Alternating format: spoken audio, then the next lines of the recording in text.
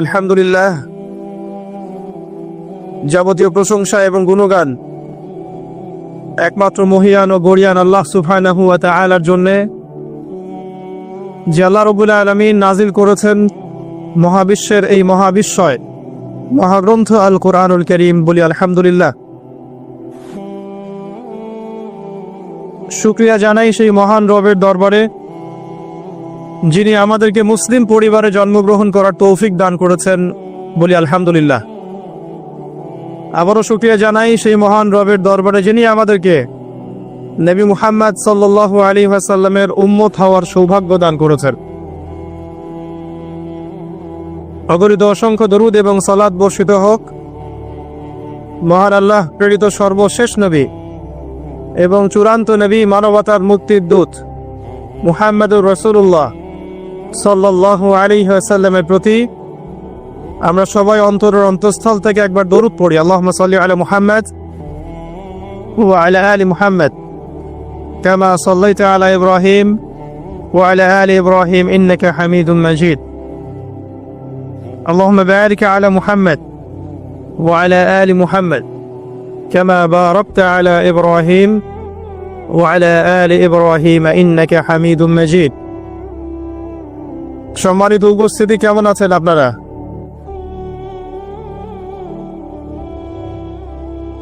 আলহামদুলিল্লাহ আলা কুল্লি হাল ওয়া ফি কুল্লি মাকান। যদিও বা বর্তমান প্রেক্ষাপটে একজন মুসলিম ভালো থাকতে পারে না। বর্তমান প্রেক্ষাপট এতই খারাপ, কিয়ামতের আলামতগুলো এমনভাবে প্রকাশ হয়েছে এখন যে একজন ইমানদার মুসলিমের পক্ষে নিশ্চিন্তে থাকা আর ভালো থাকাটা খুব কষ্টকর। তারপরেও নবী সাল্লাল্লাহু আলাইহি ওয়াসাল্লাম আমাদেরকে দিক নির্দেশনা দিয়েছেন যে যখন ফিতনার যুগ আসবে, ফিতনার যুগ বলতে চতুর্দিক থেকে ফিতনার ফাসাদ। ফিতনা ফাসাদ কেমন? মানে আল্লাহ রাব্বুল আলামিন কোরআনে একটা বিষয় বলছেন, সমাজ তার উল্টা চলছে, এগুলো ফিতনা। নবী সাল্লাল্লাহু আলাইহি ওয়াসাল্লাম হাদিসে একটা বিষয় বলেছেন, সমাজ তার উল্টা চলছে, এর নাম ফিতনা। পরিবারে ফিতনা, ধর্মের মধ্যে ফিতনা, সমাজে ফিতনা, অর্থনীতিতে ফিতনা, এখন সংস্কৃতির মধ্যেও ফিতনা। তো এই ফিতনাময় পরিবেশে নবী সাল্লাল্লাহু আলাইহি ওয়াসাল্লাম বলেছেন যে কেউ যদি ঈমান এবং আমলের উপরে, মানে নবী সাল্লাল্লাহু আলাইহি ওয়াসাল্লামের আদর্শের উপরে সবর করতে পারে, টিকে থাকতে পারে, তার জন্য 50 জন শহীদ সাহাবীর নেকি হবে ইনশাআল্লাহ। তো ফিতনাময় পরিবেশে যদি সবর করা যায়, হকের উপর অটল থাকার চেষ্টা করা যায়, ইনশাআল্লাহ আপনি 50 জন শহীদ সাহাবীর নেকি পাবেন ইনশাআল্লাহ। তো প্রত্যেকটা ক্ষেত্রেই আপনি ফিতনা পাবেন। পরিবারের দিকে তাকাবেন, দেখবেন পরিবারের বন্ধনগুলো আগের মতো নাই। প্রচুর ডিভোর্স হচ্ছে, স্বামী স্ত্রীর বিচ্ছেদ প্রচুর বেড়ে গেছে। তারপরে সন্তান সন্ততি আমাদের পরিবারে যারা আছে, দেখবেন এরা বেশিরভাগই দুনিয়াদার হয়ে গেছে, দিনের খুব একটা ফিকির নাই। বেশিরভাগ পরিবারের সদস্য দেখবেন নামাজ কালামের এখন ধার ধারছে না। ম্যাক্সিমাম পরিবার থেকে আস্তে আস্তে পর্দাটা কিন্তু শিথিল হয়ে যাচ্ছে। আপনি ব্যক্তি জীবনের দিকে তাকিয়ে দেখেন, গর্বের সাথে আমরা বলি না যে 90% মুসলিমের বাংলাদেশ, দেখবেন মেজরিটি সংখ্যক মুসলিম 5 ওয়াক্ত নামাজ জামাতে পড়ে না। বেশিরভাগ মুসলিম দেখবেন আল কোরআন বিশুদ্ধ করে তেলাওয়াতও করতে পারে না। তো এরপরেও আমরা দাবি করি যে আমরা প্রকৃত মুসলিম, জান্নাত আমাদের জন্য অপেক্ষা করছে। আসলে বাস্তবতা এমন নয়। যারা কোরআন আমরা টুকটাক পড়তে জানি, তাদের মধ্যে কত পার্সেন্ট কোরআনের অর্থ বোঝে? এই আল্লাহ পাকের কিতাব আমার হাতে আছে, এই কিতাবের অর্থ কতজন বোঝে? এটা একটা চ্যালেঞ্জ। যারা কোরআন পড়তে জানি আমরা, তাদের প্রতি চ্যালেঞ্জ, দেখেন তাদের মধ্যে কত পার্সেন্ট মানুষ কোরআনের অর্থ বলতে পারবে। আর অর্থটা যে জানা জরুরি, এই বিষয়টাও আমরা এখন জনগণকে বোঝাতে ব্যর্থ হচ্ছি। কোরআনের অর্থটা যে বোঝাটা জরুরি, এটা বোঝাতেও ব্যর্থ হচ্ছে। কারণ আমরা সবাই প্রত্যেক হরফে 10 নেকি পেতে চাই। কোরআন তেলাওয়াত করলে প্রত্যেক হরফে 10 নেকি হবে, এই তো। তো এই কনসেপ্ট যখন আমার মাথায় ঢুকে গেছে, আমি ওখানে নিজেকে থামিয়ে দিয়েছি। অর্থ বুঝে গবেষণা করলে এবং কোরআন কেন্দ্রিক জীবন ব্যবস্থা গড়লে যে আরো বেশি নেকি হয়, এটা আমার মাথায় নাই। প্রত্যেক হরফে 10 নেকি তো আপনি পাবেন তেলাওয়াত করলে, কিন্তু অর্থ বুঝে এর ভিতরে ঢুকলে, গবেষণা করলে এর মূল স্বাদটা পাওয়া যায়, এটা আমরা বুঝতে পারছি না।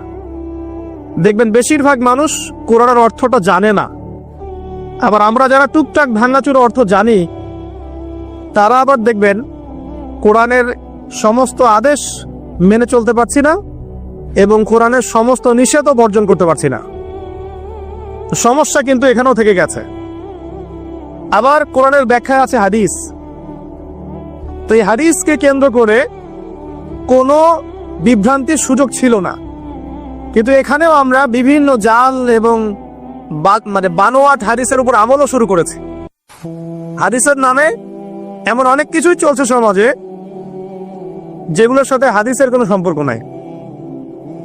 আমি বলতে চাচ্ছি যে হাদিসের নামে আবার সমাজে এমন অনেক আমল চালু আছে যেগুলোর সাথে আবার হাদিসের কোনো সম্পর্ক নাই।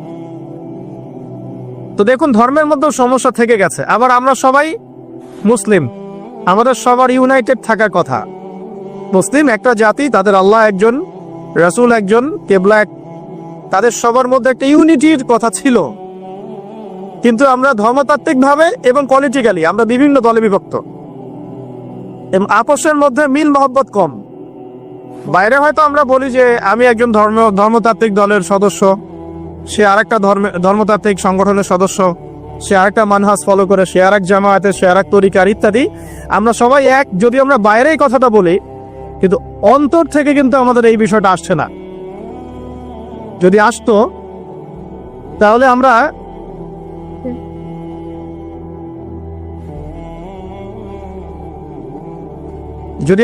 ভিতর থেকেই ঐক্যবদ্ধ হতে পারতাম, তাহলে উম্মার আজকে এই অবস্থা হতো না। তো দেখুন, ধর্মকেন্দ্রিক অনেক প্রবলেম থেকে গেছে এখনো। আবার আল্লাহ রাসূল সাল্লাল্লাহু আলাইহি ওয়াসাল্লাম হাদিসের মধ্যে এবং আল্লাহ পাক কোরআনের মধ্যে ধর্ম নিয়ে বাড়াবাড়ি করতে নিষেধ করেছে। ধর্ম নিয়ে বাড়াবাড়ি করো না, তোমরা নিজে তো ধর্ম পালন করো। তা আমরা নিজের ধর্ম যতটা না পালন করি, অন্যের ধর্মের দিকে আঙ্গুলটা তার চেয়ে বেশি তুলি। আমরা আগে নিজের রিলিজনটাকে ঠিক মতো পালন করি, দেখবেন সমাজ ঠিকই পরিবর্তন হয়ে গেছে ইনশাআল্লাহ। তো আমি একটা ধর্ম পালন করি বলে অন্য ধর্মের মানুষের প্রতি বিদ্বেষ পোষণ করতে হবে বা তাদের উপর ঘৃণার মনোভাব প্রকাশ করতে হবে, এটা আল্লাহ পাক শেখান নাই, তার রাসূল শেখান নাই। আল্লাহ এবং তার রাসূল কি শিখিয়েছেন? ইসলামের সত্য বিষয়টাকে আপনি সবার সামনে উপস্থাপন করবেন। যার ইচ্ছা হবে সে কবুল করবে, যার ইচ্ছা হবে সে অস্বীকার করবে। যার যার কবরে শেষে যাবে, যার যার হিসেব শেষে দিবে। চাপিয়ে দেওয়ার সিস্টেমটা ইসলামের মধ্যে নাই। এখন আসেন, পরিবারের আপনাকে ফেরতা কিছু বললাম। অর্থনীতির জীবনে যাবেন, ব্যবসা বাণিজ্যের মধ্যে যান, দেখেন বেশিরভাগ কালোবাজারি করছে, সিন্ডিকেট করছে, মজুদদার মাপে কম দিচ্ছে, জনগণকে ঠকাচ্ছে, করছে না? এগুলো পলিটিক্যাল ফিতনা, এগুলো ইকোনমিক্যাল ফিতনা। তারপর আপনি আরো দেখবেন ইকোনমিক সেক্টরে রিবা ভর্তি, সুদ রিবা মানে কি? সুদ, রিবা দিয়ে ভর্তি। ঘুষ ছাড়া কাজ হচ্ছে না, ঠিক আছে? অন্যের সম্পদ আত্মসাৎ না করলে আমাদের পেটের ভাত হজম হচ্ছে না। তো এই যে দুর্নীতি বলেন, ঘুষ বলেন, রিবা বা সুদ বলেন, হ্যাঁ, তারপরে কালো বাজারি বলেন, কালো টাকা সাদা করা টেন্ডেন্সি বলেন, পাচার বলেন, সবগুলো অর্থনৈতিক ফিতনা। এগুলো হচ্ছে কি? অর্থনৈতিক ফিতনা। আর বিশ্বের ফিতনা তো পরে, ওটা তো বলার অপেক্ষা রাখে না। মানে বিশ্বের সবচেয়ে বড় ফিতনা ছিল দ্বিতীয় বিশ্বযুদ্ধ।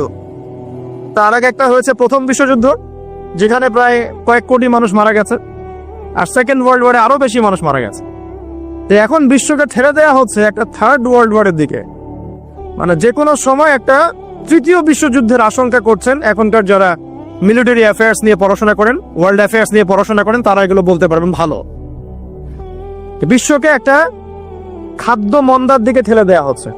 বিশ্বকে একটা দুর্ভিক্ষের দিকে ঠেলে দেওয়া হচ্ছে, এবং মহামারীর মধ্য দিয়ে অলরেডি কিন্তু আমাদের বিভিন্ন দেশের ইকোনমিক অবস্থা ভালো না, তার উপরে খাদ্য সংকট, তার উপরে যে বৈশ্বিক যুদ্ধগুলো, আমদানি রপ্তানি বন্ধ হয়ে যাচ্ছে, তেল গ্যাসের দাম বেড়ে যাচ্ছে, জনগণ হাহাকার করছে। এই পলিটিক্যাল গ্লোবাল অ্যাফেয়ার্স এর ফিতনা এগুলা।